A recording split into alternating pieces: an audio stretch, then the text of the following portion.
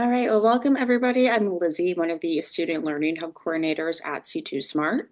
The Student Learning Hub is an education and workforce development initiative that offers applied learning and skill building opportunities to help you develop research and job-ready knowledge. Please feel free to raise your hand or ask questions in the chat during today's session. And a reminder that this will be recorded and uploaded to our YouTube channel. Today's course is Introduction to Bayesian Optimization and its applications in transportation and AI.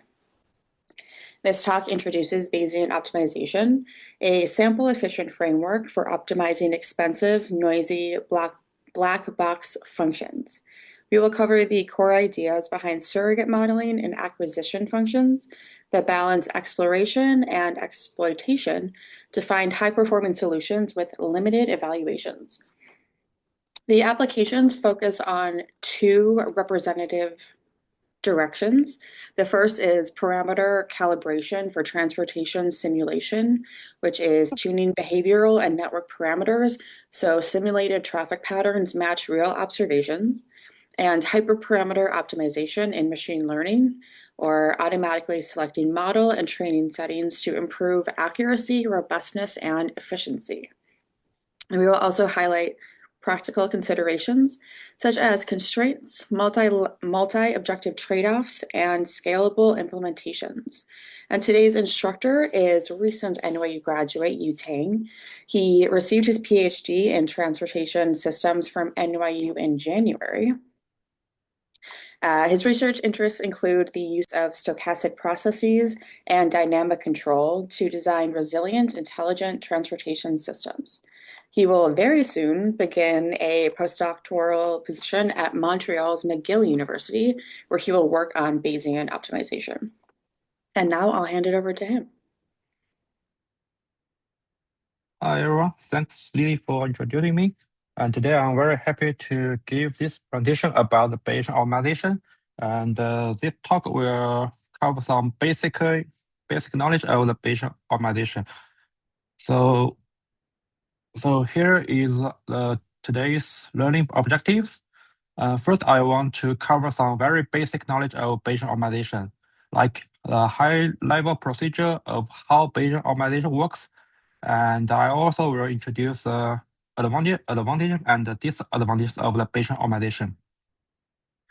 In my opinion, there is no universal method can be applied to address every problem. So it's very important to find the reasonable or the appropriate method for the suitable problems. So it's very important to know the advantages and the disadvantages. Okay, I can turn my video. Hold on. Can you see me? Yeah. Yep. And I will also go into the details, like the key component of the Bayesian optimization, like the surrogate model and the acquisition function. And I will also mention some easy-to-use computational tools for Bayesian optimization. Of course, I will talk too much about these tools because right now everyone have access to the like the large language model. And actually, if you are aware of these tools, like the base of this Python package, you can just ask the large language model to use these tools to help you to write the code. All right, so let's first have a look at what is the Bayesian optimization. Essentially, it's about optimization. Roughly speaking, we try to find the better decisions. And actually, in the daily life, everyone, we make lots of decisions every day, like about how to find the restaurant in New York City, and if you are going from Tandon to the Bob's Library, actually you have some kind of route recommendations from the Google Maps. So which route is the best? Of course, we can formulate some kind of consumption mathematical models to help us make decisions. But the real problem is typically we don't have the closed form or we don't have the mathematical expression of these objective functions. So that makes the decision procedure become very hard. But how can we find the better decision if we don't know the object functions? The good news is actually typically we can observe the object function if we implement our decisions, right? We can know if a restaurant is good or not after we try it. So actually, I have to say many approaches have been developed to solve this kind of problem without knowing the exact object function, such as we have the evolution-based algorithm, like genetic algorithm, or the simulated annealing. Of course, we have other methods like trying to estimate the gradient using the finite difference. But the key problem is why do we prefer Bayesian optimization? I mean, can we always use the Bayesian optimization? Actually, it's not true. And if I think Bayesian optimization has some kind of characteristics. And for example, if it's very expensive to evaluate the object function, then we can apply the Bayesian optimization because somehow it's a sample efficient. That means we don't require too many iterations to find the best decisions. Actually, I think one of the example is about how to train the neural networks. And hold on. When we try to train a neural networks, actually we first need to specify some kind of the hyperparameters, like how many layers in the neural networks or how many neurons in the neural networks. And actually, this kind of hyperparameters have a huge impact on the performance of the neural networks. But the problem is, as we know, training a large neural network could be very time-consuming. So somehow we want to find an efficient method or efficient optimization method so that we can find the optimal hyperparameter with fewer iterations. And the second advantage of the Bayesian optimization is, the observation of the object function could be very noisy. So the Bayesian optimization can help us realize the uncertainty quantification. So we can, so that means we can know how uncertainty is we know how uncertainty is about the performance. Of course, there is some kind of limitations. The first is actually right now the traditional Bayesian optimization can deal with the large dimensional optimization. Typically, the dimension of the decision variable should be not too large. Typically, the empirical analysis tells us like the dimension should be less than like 20. And of course, if we can evaluate the object function in a very cheap way, and actually we also don't use the Bayesian optimization. We can just use some kind of like the brute force method to do some grid search to find the best decisions. So remember, we don't need the Bayesian optimization if we can evaluate object function in a very cheap way. So I think this is the most slide in this presentation. So just try to keep it in mind.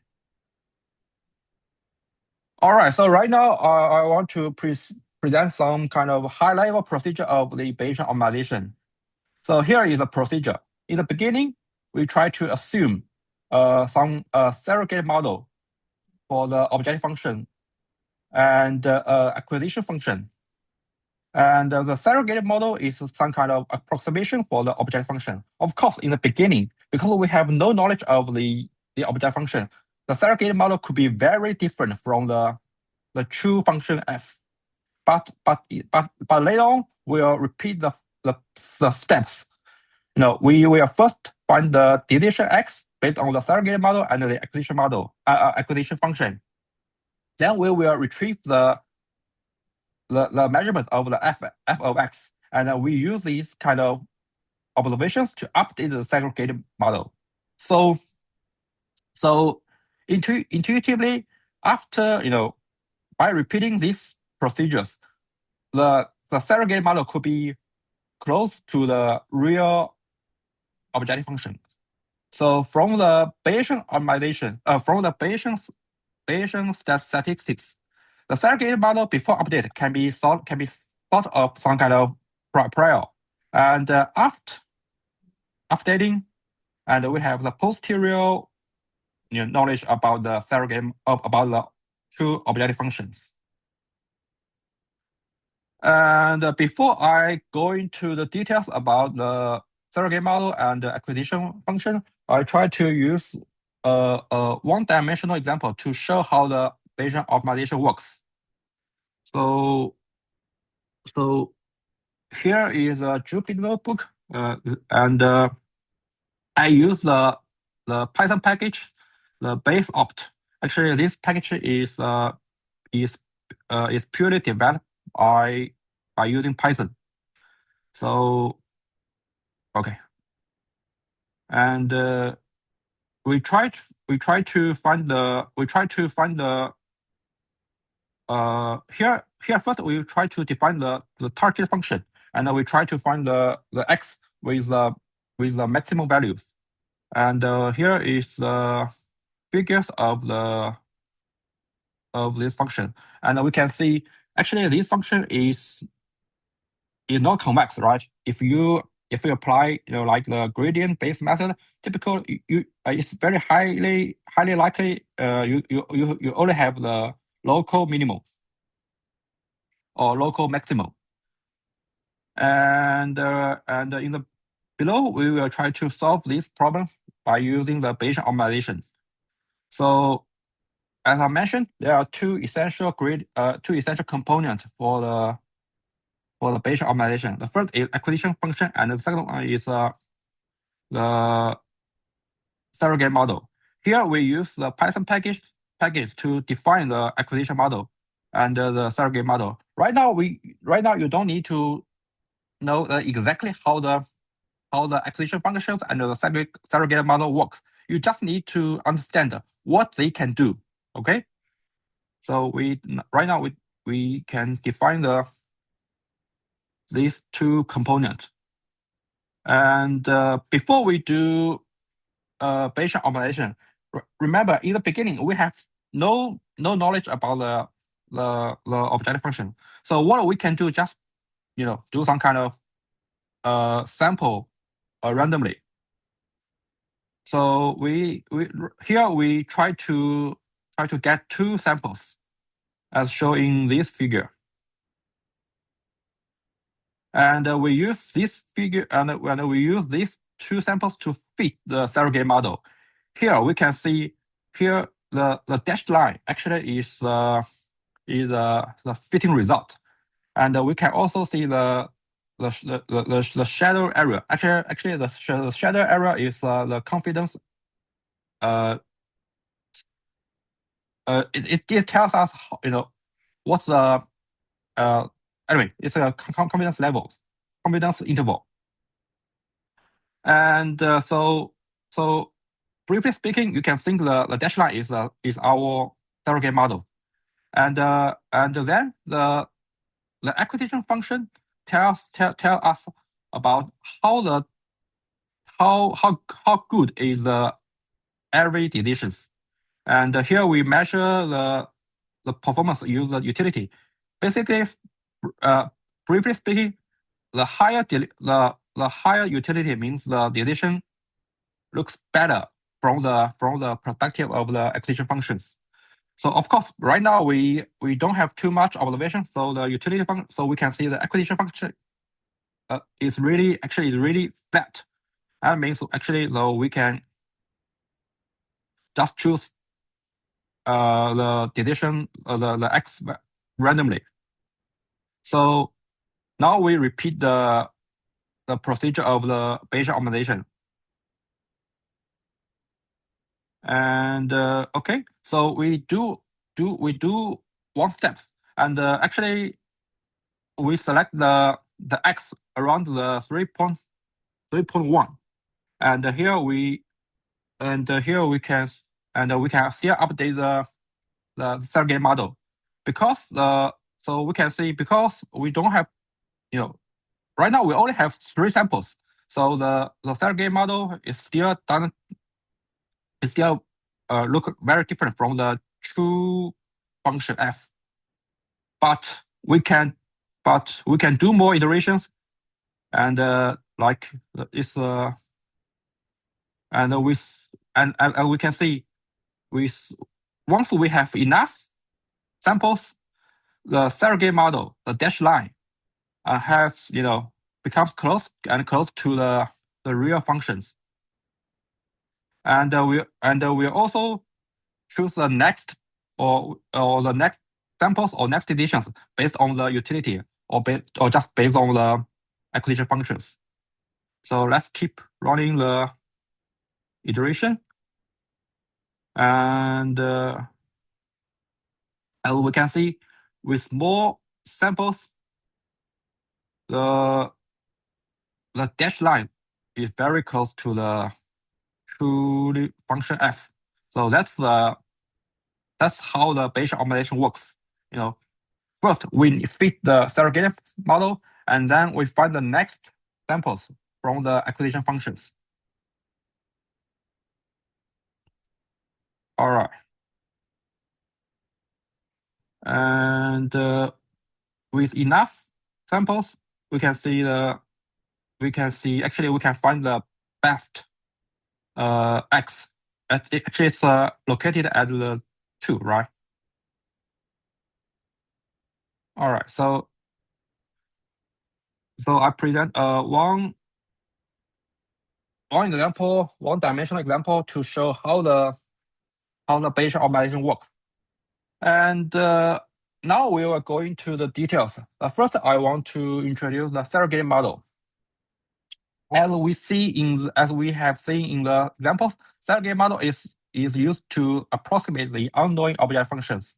So typically, we have many choices for the surrogate model. Like we can have Gaussian process, we can have random forest, and we can also have like the Bayesian neural networks, and we can also have the neural Gaussian processes.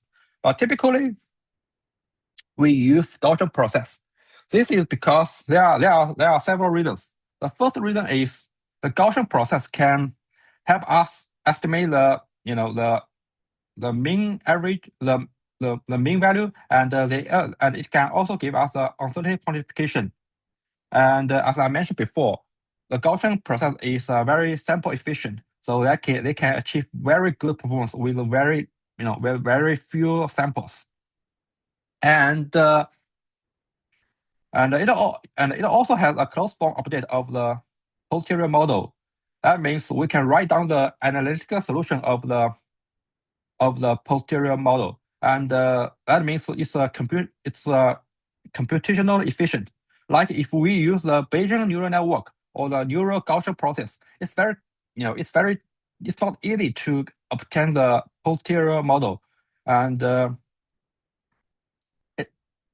that's so for Gaussian process, it's very easy to compute the posterior model, and actually this I believe this is one of the most advantages. Oh, of course, we can do the theoretical analysis for the Gaussian surrogate models. So in today's presentation, I will mainly introduce the Gaussian process. So what is exactly the Gaussian process? If you check the Wikipedia or ask the ChatGPT, well, they may typically they they told you that actually the Gaussian process is like a continuous stochastic process, blah blah blah blah. But actually, for me, this definition is a little bit weird because in Bayesian optimization, actually we don't have the time, right? We only have the decision x, and typically the decision x doesn't have the meaning of the time, and the the decision could be also vector. It's not a number. It's not like a time. So an easier way of understanding Gaussian process is, I think, is just let's forget the definition of the stochastic process. Instead, we think the Gaussian process is some kind of a function. So what is a function? A function, if you give a function input, and then the function will give you a number or a vector, right? So similarly, if you give the Gaussian process input, whatever a number or a vector, then the Gaussian process will give you a random variable. So actually it's different from what a function does. But we can still similarly think that the Gaussian process is some kind of function. Of course, the Gaussian process is more powerful. Even you give it two inputs, and if you put the outputs of the Gaussian process together, and actually you can obtain a Gaussian random vector. I think that's an easier way to understanding the Gaussian process. But remember, even a random vector or a random variable is Gaussian.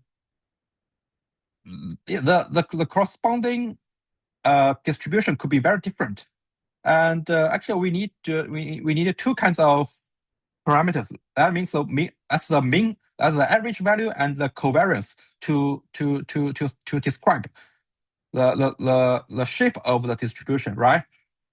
And so how can we specify the shape of the distributions? Actually, it turns out if we want to define a Gaussian process, we need to specify two functions. The first is the mean function, and the second one is the covariance functions. And typically the covariance function is also called the kernel. And actually, we don't have too much requirement for the mean function, but for the covariance function, we need this function to be symmetric and positive definite. I won't talk too much about these two requirements, but I will illustrate why we need these two properties by using the following examples. So if actually for every qualified mean function and covariance function, there must exist the associated Gaussian process. So remember, so that means even if we are given an input x1, and then the Gaussian process will return a random variable, and the random variable is Gaussian, and we can compute its mean and variance by using the mean function and the covariance functions. And if we have two inputs, and then we can obtain a random vector, and we also can use the mean function and the covariance function to associate the mean and the covariance matrix. And we can see the covariance matrix should be symmetric and positive definite. And so that's why we require the covariance function should be symmetric and positive definite. Of course, the Gaussian process could be look very different if we choose different kernels. And typically we have three. Okay, of course we have many choices for kernels. And I think two typical examples are the squared exponential kernel or the Martin kernel. Here in the figure below, we can see actually if we use the square exponential kernel, the samples from Gaussian process could be very smooth. And but if we use the modern kernel and we by selecting appropriate parameters v, actually the samples from the Gaussian process could be very we can see many spikes in the samples. So that means if the object function is not very smooth, we can choose the modern kernel. Of course, if the object function is periodic, and we also have the associate kernels. So how to choose the kernel? Actually, this requires us to use some kind of the prior knowledge, like how smooth is the function, and then we can, and then if we have a rough knowledge about the object functions, then we can choose the corresponding kernels. All right, so we put the Gaussian process in the framework of the Bayesian optimization. At the beginning, we typically assume that because we have no knowledge about the object functions, so we typically assume the Gaussian process has zero mean and it has a stationary kernel. That means for nx, for any decisions, it's the associated object function is has the same distribution have the same Gaussian distributions. But once we have new data or the new observations, and then we can have a closed form expression to update the mean function and the kernel function, and then we have the posterior mean and the posterior variance. So that's about the definition of the Gaussian process and how we update the Gaussian process once we have new data. And the next I want to introduce the acquisition function. This function tell us how to get the next decisions based on the surrogate model. Remember, actually, essentially, the acquisition function needs to balance the exploitation and the exploration. So the exploitation means we need to require the current surrogate model to find the best decisions. But remember, the surrogate model just a approximation for the object function. So there is some kind of bias between the surrogate model and the object functions. So still, let's still look at the one-dimensional examples. Here, the dashed line is the surrogate model. If we only look at the surrogate models, actually, we can only find the best decision around 3, right? But clearly, the true optimal is located around the 2. So we still need some kind of exploration to help us to find a better solution or to help us to escape from the the local minima. Right now, actually, today I want to introduce 2 typical acquisition model. First one is called expected improvement. Actually, this kind of acquisition model acquisition function is very straightforward. It just compute the improvement compared with the current best decisions. And then once we have the expected improvement, then we can select the next decisions by maximizing the expected improvement. One of the advantages is if the surrogate model is Gaussian, actually the function has a closed form expression. Okay, that's very nice. That's a very nice property. I mean, we don't need to spend too much computation. But but it also has some kind of disadvantages. If there are constraints, typically we don't have the closed form expression anymore. And the second acquisition function is called the upper confidence bound. Actually, it utilizes the prediction the predicted mean and the standard variance to construct a weighted sum of the mean and the variance. Here we can see actually there is parameters in the up confidence bound up confidence bound. It's called kappa. And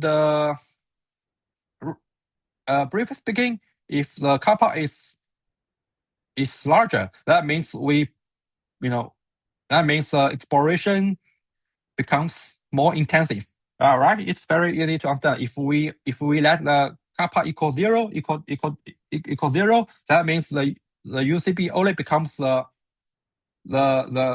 main function. That means we only look at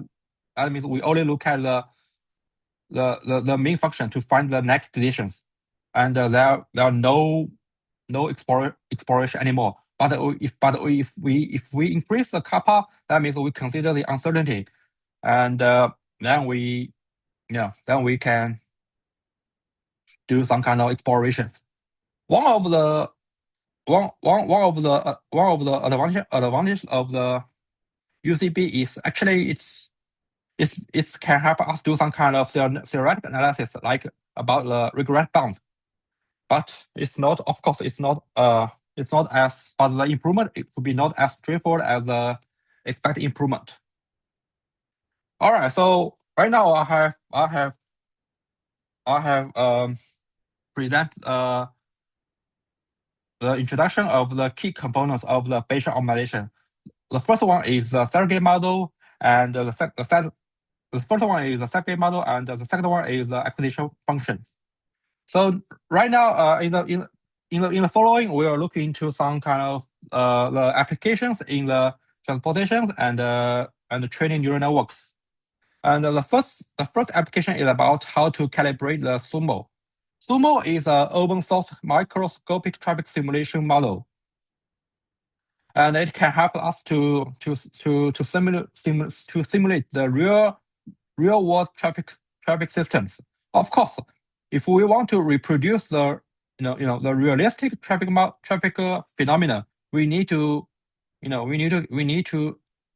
or we need to adjust the parameters in the simulation, because the default values typically are not realistic.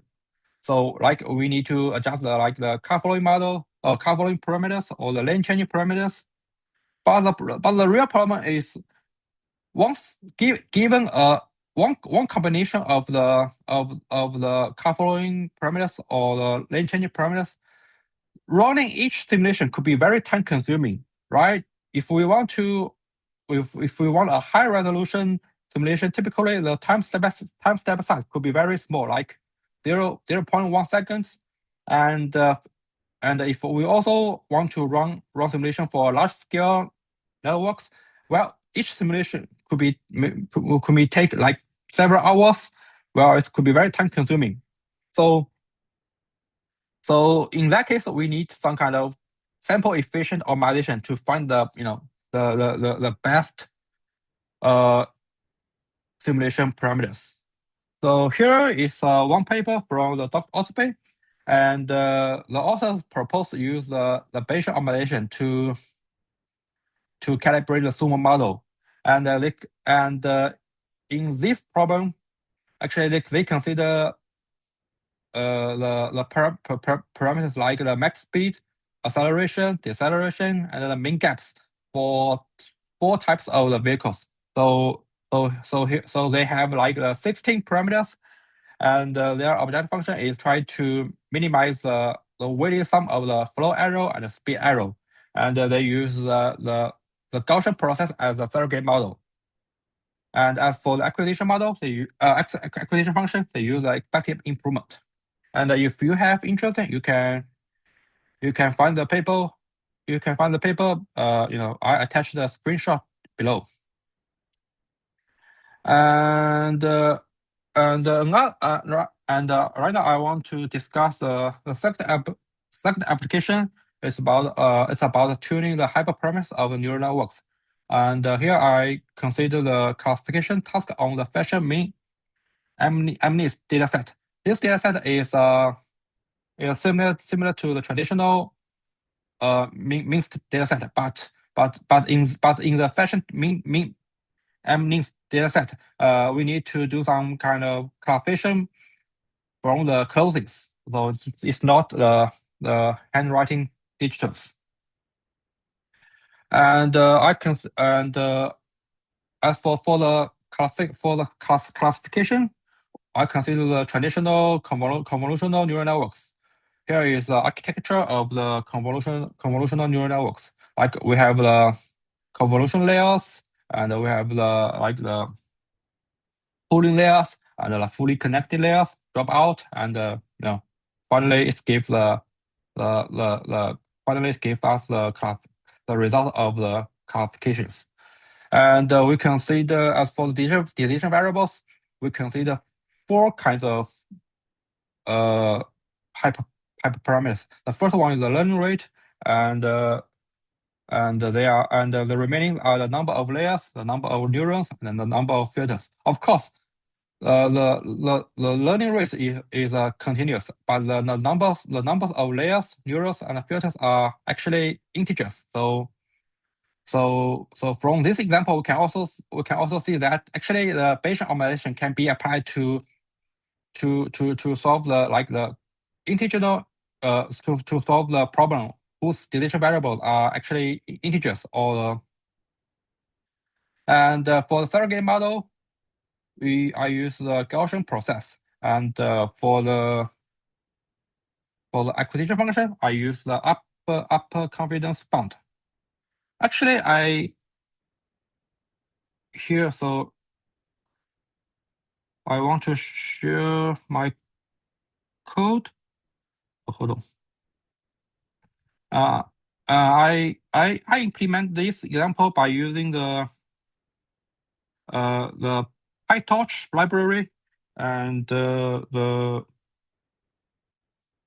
on.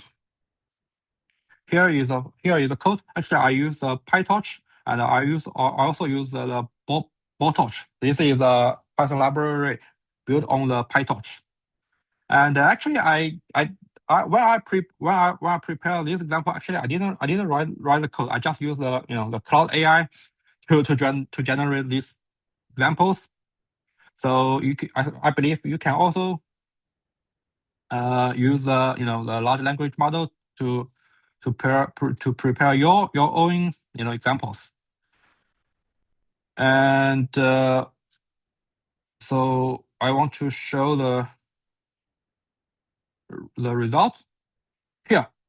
Actually, we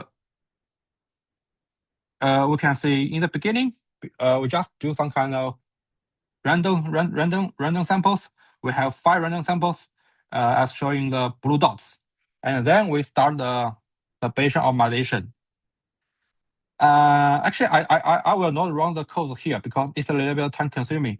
But as we can see from the real, as we can see these figures, actually we can find the best hyperparameters at the 6th iteration. And here we can see from the left figures, here the dashed line means the best decision we have found.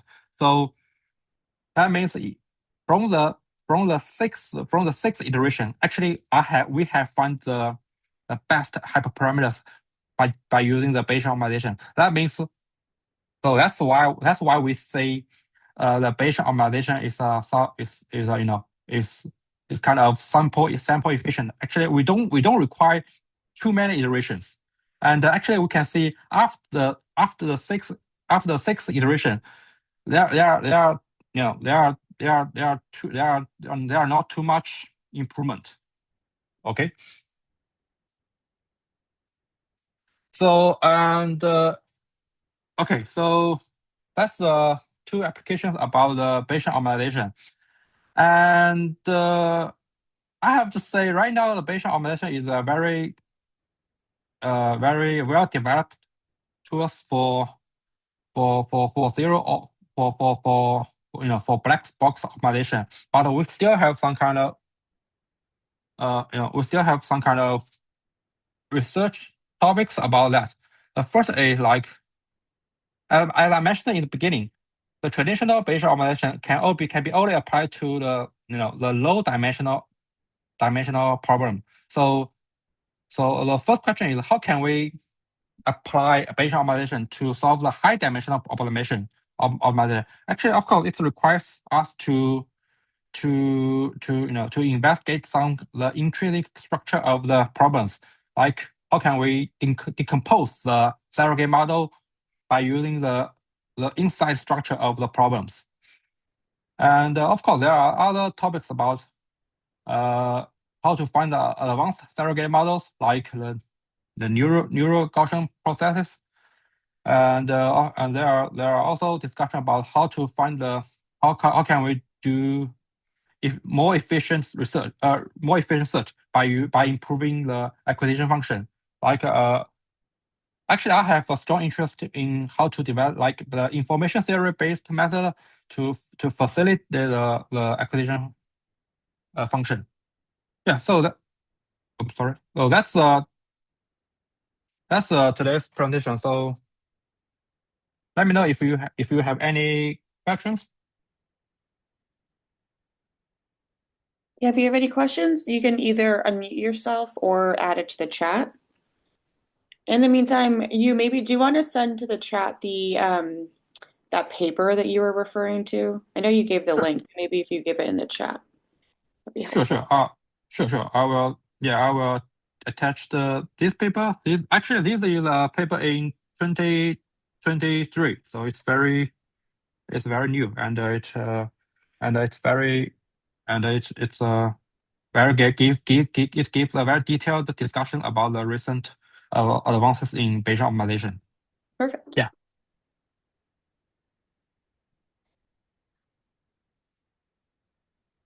Any questions?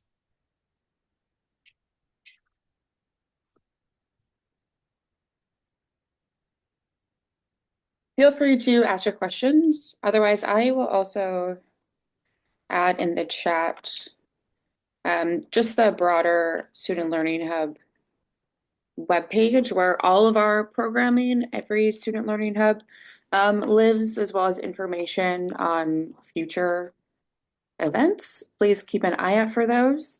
And if we don't have any questions, we can let you go with some time back. Thank you so much, you. We really appreciate it. And best of luck in Montreal. McGill is lucky to have you.